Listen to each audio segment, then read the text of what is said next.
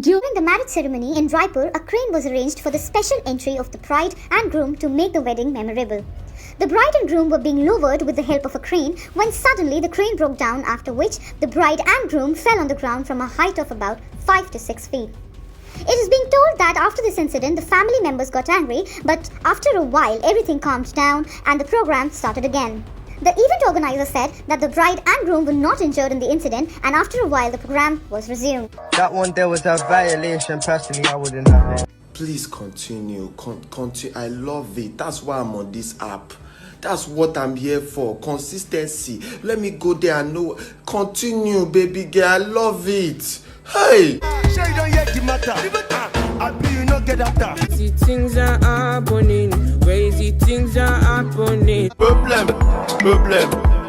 Another problem. My name is Asitonka Agri Abba, and channel is called Acid Darling because I'm such a darling. Hi guys, and welcome back to my YouTube channel. It's your girl Acid Darling. Thank you guys so much for clicking once again. If you're new to this channel, please consider subscribing. And to all my OGs, you know what to do. Comment down below. Let me know, gang. Alright, on today's video, we're going to be talking about something I get asked quite often, and that's because I'm an event planner. So people get to ask, like, what are the things I should be looking for when I want to choose an event planner? Because of course I cannot plan everybody's wedding. So wherever you are, whatever country, state, there are certain things you need to look out for when you want to pick somebody to help you plan the wedding of your dreams. It's very important. It's your big day. Some people, the moment they gave them ring, in fact before the ring, they had already gotten all their vendors. So on today's video, I'm going to be talking to you about the tips. Okay, point number one, vibes. I know it doesn't sound very professional, but vibes is something you should look out for when you're choosing your event planner. Is this somebody I can vibe with? Is this somebody that I flow with? Like, we can gist, we can talk. As an event planner, I found myself doing things like a counselor, listening to clients' problems, trying to talk about situations when it comes to family interference. I've told you, I promised someone I was going to do a video about family interference when it comes to dealing or planning a wedding for somebody that is from like a home that is broken or separated. Personal experience. I will share every single thing with you guys in a separate video. If you want that video, please let me know your thoughts in the comment section, because it takes a lot of back and forth. It takes a lot of delicate deliberation to be able to scale through the planning process. Okay, that is also something you need to check out for. Like, this is my event planner, because there are certain times I found myself as the person delivering certain information, and it got to a point where if heat is coming, it's coming to me.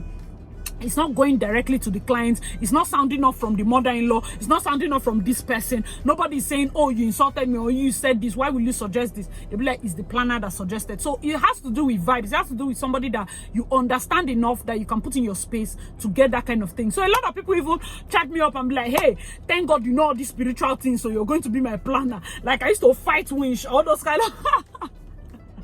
Please, make sure that you are aware. Most of the reasons why I do this video is just for you to have that information that will help you pray properly. It's good to know. Knowledge is power. Knowledge is key, so that you don't shoot aimlessly. Where are you supposed to shoot? You enter a place and you see all sorts of farm animals, and they're like, okay, cook dinner. You're supposed to cook dinner for somebody, and then you go and maybe get cow meat, and they say, no, it's not what I sent you. So it's like knowledge to know that this is the one I'm supposed to get, knowing fully well that you can just be shooting everything. You can just be a prayer warrior, but without aim, you don't know what you're praying for, especially when it comes to wedding. That's why we do those videos, not necessarily to scare you, but when it comes to vibes, please don't choose a planner that you're afraid of. Planner that you cannot talk to. You write, you need to say dear ma or dear sir. Like, there's no flow. It's your wedding. Unless you're that kind of person, then fantastic. But if you're not that kind of person, there's no point talking with a planner that you cannot say, see babe, today I'm stressed, I don't need to even think of anything wedding, let's do it this way, or let's do it this way. And somebody that you can listen to, because there's no point vibing with somebody and all the ideas they bring, you don't listen to them. Okay, very important. Let's get to point number two. So point number two is experience. Experience plays a big role when it comes to your wedding, and that's why for certain kind of events, when people say, I've done a video about dealing with family members when it comes to weddings, and then you say, oh, my cousin used to plan wedding. Has she ever planned a wedding? No, she wants to use my wedding as her startup for her business. There's no experience there. Even when there's no mishap, she has nothing to do. She's clueless. She's running up and down, and they're like, hey, she really tried. But she actually used your wedding as a, like, things could have gone wrong. Imagine if you didn't even have a coordinator. Imagine if you did not even have anything and you just had that planner and certain key mishaps happened. How would she do it? experience is very important. But Asi, what if you, like your students that you say you want to train, and we've been running series of master classes. See guys, I've had to transition from my business to enter the software world. That is why I've not been having classes for a long period of time. My head is full. I cannot open a class where I cannot give you to my satisfaction. So hold on a bit. I'm going to be doing my classes. That one is for sure. And when we teach, most times, even after the classes, I say, come and learn with me, come and work with me, so that the experience on the hands events struggle, that is what will teach you more than pen and paper. You can learn all sorts of event courses, everything you want to learn, but on that day when those doors open, you do not know who you're getting. Guests that are coming in, how to manage them. You can know how to manage this set, another set will come in. You can know how to manage this set, another set will come in. You never know. So experience plays a key role in that kind of thing. So minus the fact that you're a new planner, if you had done several events with your boss, that's part of your experience, okay? And that's important for you to look out for, like the experience, their past jobs. Thank God for social media. You can go and check their work if you like their work. If you see maybe a photographer or somebody they worked with, and you're like, okay, this person, I like this work, and you can judge for yourself. Okay, point number 3 is also very important. Look at their price, okay? Is it somebody you can afford? You can vibe with the person has the good experience, or you look at the price and you're like, man, I cannot afford this price, what can you do? Or I cannot afford this price, can you suggest? Or you cannot afford the price and it's fine to leave, because I will not say I can plan every kind of wedding. It's not possible. I cannot plan every kind of wedding. Or somebody says, Asi, can you work with any budget? I cannot work with any budget. The budget has to be realistic for the kind of events I plan for me to be able to do it. It doesn't mean your wedding is not going to be good or nice or fine, but it just means that the kind of vendors I'm going to feel comfortable working with might be way out of reach for your budget. And I'm not the kind of person that want to suggest somebody that I've never worked with. I don't know their pedigree, I don't know what they bring to the table, and I'll just suggest maybe to use your event and do trial and error. That is going to be bad. So pricing is also very important. Event planners, I won't say, costing is relative, so there are different ranges with when it comes to planners. They are very, very important for your events, I will not lie, but it's one thing to check. Make sure that the vibe is good, the experience is good, then look out for the price, okay? Next, I'm going to also be doing a video about the things that went wrong in people's weddings. People wrote a lot of things. I know you guys want to watch that video. I'm going to be doing it maybe next, so that you can check out the different vendors that failed and all of that, okay? So let's get to the next point. Number 4 is reviews. You want to check their reviews, their references, the feedback clients gave. The feedback from people will help you know what it was like working with that planner. So for me, initially I used to write, like, whatever they write on the WhatsApp I can put on the page, whatever they write I can put on the page. That also helps you to see, oh, how was it working with the person? This is the feedback from the bride, the feedback from the mother or the father, or somebody that was happy with it. For me, even the ones I'm getting now is cash feedback. There's nothing higher than cash feedback. I love it. I love it a lot. I love a lot feedback. So getting those kind of feedback helps you a lot to say, oh, this my job is right. But for you to choose the planner, looking at other people's responses, you can even look at their Instagram page, contact a photographer and ask, like, what was it like working with this planner? You will get a honest feedback. Sometimes you contact maybe 3 to 4 people. If they're like, she's okay, she's fine, she's this, you might get one person that will be able to tell you straight up, okay? Very important to look out for reviews, because they help you a lot. Another thing you should look out for is how they treat other people. This also boils down to those calls you will make to other vendors. If a planner is fond of being nice to the client and being mean to everybody, you might have that situation I'm talking about when you enter your wedding and everybody's frowning.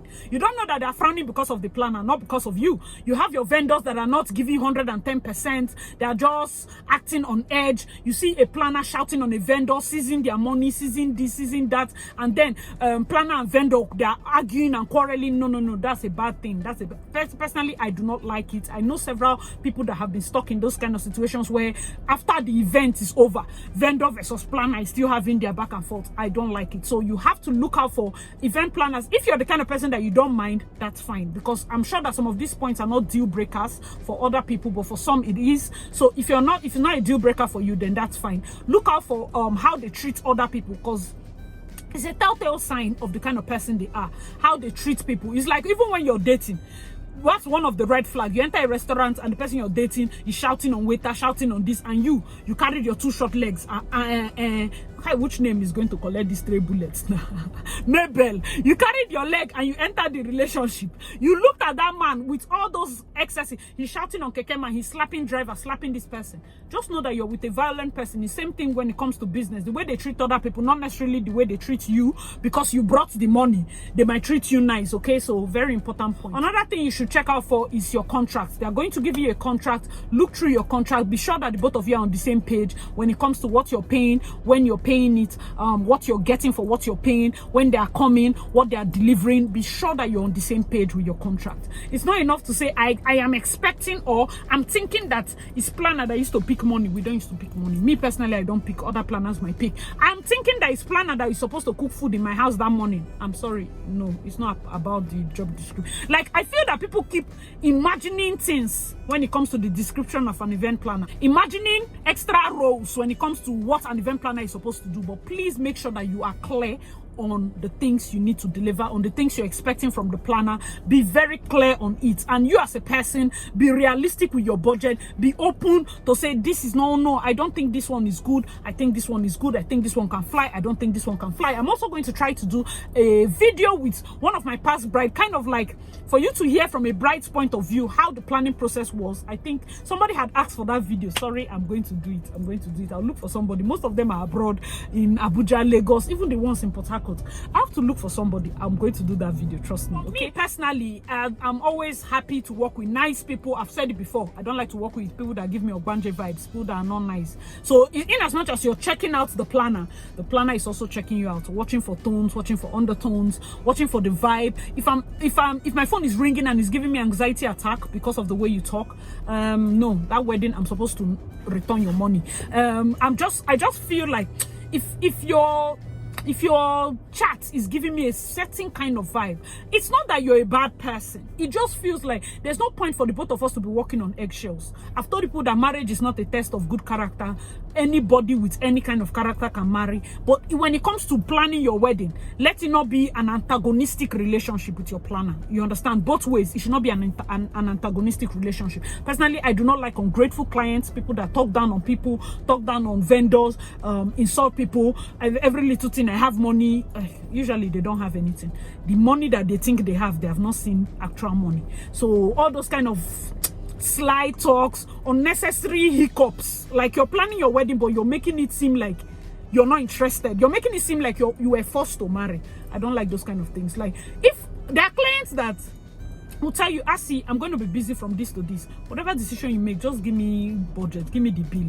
This is what I think. I'll just send you, okay, CEO, what permission to go ahead, permission to go ahead. This before you know, alert 5 million. Let's pay for XYZ. Okay, fine. You just like, it's not like she's nonchalant. This is somebody that is involved, but involved to a degree of what her work can take her. But then there are people that you will write 10 things, they will reply only 2, and later they are worried that 8 things were not done. You listed out 10 things. So when it comes to the process, even for me as a planner, I'm judging the way you're taking the planning process. It's good to be orderly. Simply because you have a planner doesn't mean you will not be organized. Doesn't mean you do not even have your own right to write. You know, have your paper, have things that you're going to keep and watch. You can have Excel sheets. Excel is very good. Me personally, I can have Excel, but I like pen. I like my own writing, pen and paper. I want to write and see where everything is going. That's what works for me. Any way that you feel works for you, do it as a bride so that you can monitor your money. There's no point to start having integrity issues with your planner. I know that it's one thing to say, oh, you want to check vibes. Another thing to check is integrity. Very, very important. When you're asking those questions, ask, like, what do you think? One of the things you might notice is people say, oh, I don't like her because of this. You might find out that it might be an integrity issue. It might be an issue with character, impatience. It might be an issue with how she deals, how she talks to vendors. Minus all those things, integrity is also an important point. Please note that. One of the things I dislike that I've talked about before, family interference, when they belittle you, they treat you as if you're their husband's ex-girlfriend. They want to attack you. Every little thing they say, but you were asking for money. How much was the money? How much was the money? Like when people talk about money, anybody that has those kind of vibe, it's a big no for me. It's a big no. I know that you have loving family and people that feel like they always have somebody cheaper. If you want to go with them, 100%. Anything that goes wrong in that wedding, I'll use it and do video and warn new people. That's just because the truth is, it's not my wedding. I'm already done.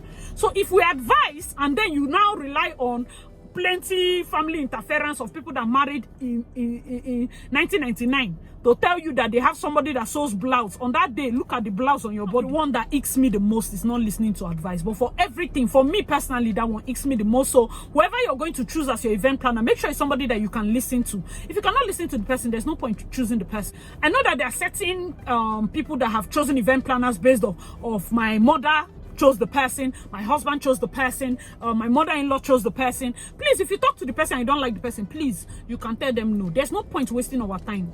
There's no point, because I get like that kind of feeling of this person, no, is just because somebody told me to. It's your wedding, no, it's your wedding. If you don't like the person, there's no point to self-sabotage your event just so that you can find comma, because some people do it. Self-sabotage. They tell you, oh, please bring out your logo. You're not bringing out, but tomorrow you complain about logo that they did. They tell you, please bring out this one. You did not bring out. Please reply this message. You did not reply. You read it, but you did not reply. Tomorrow you write a list of all the things that you think went wrong. You did not act that these things went wrong because I refused to reply. I chose to self-sabotage my event. That is the person I am. I feel like when people always try to pass up those kind of vibes early on, it's easy for me to refund your money from my own end. So if you're that kind of person, that's the kind of thing I would gladly want to refund. So as you're choosing your planner, be sure that the planner has the kind of people she works, so that they don't just go and ignore you straight. Some people are out for money, and it's true. There's no point. Yeah, sometimes you can be that kind of client that we personally might not want to relate with. They can put different people on your case. They might put a karma coordinator on your case. Your planner can just say, okay, since she's the boss of the company, get someone else. I'm very hands-on. I deal with each person by myself. If I cannot deal with it, I'm out. That's the way I run my business. Other planners have assistants and people that they can, if I feel like I'm not vibing with you, I can put my assistant to take care of your case from beginning to end. There are people that will take your job and will not show up for the wedding.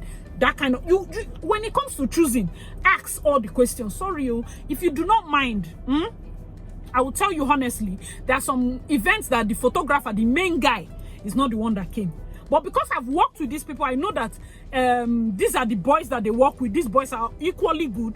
They can deliver. The same thing with event planning.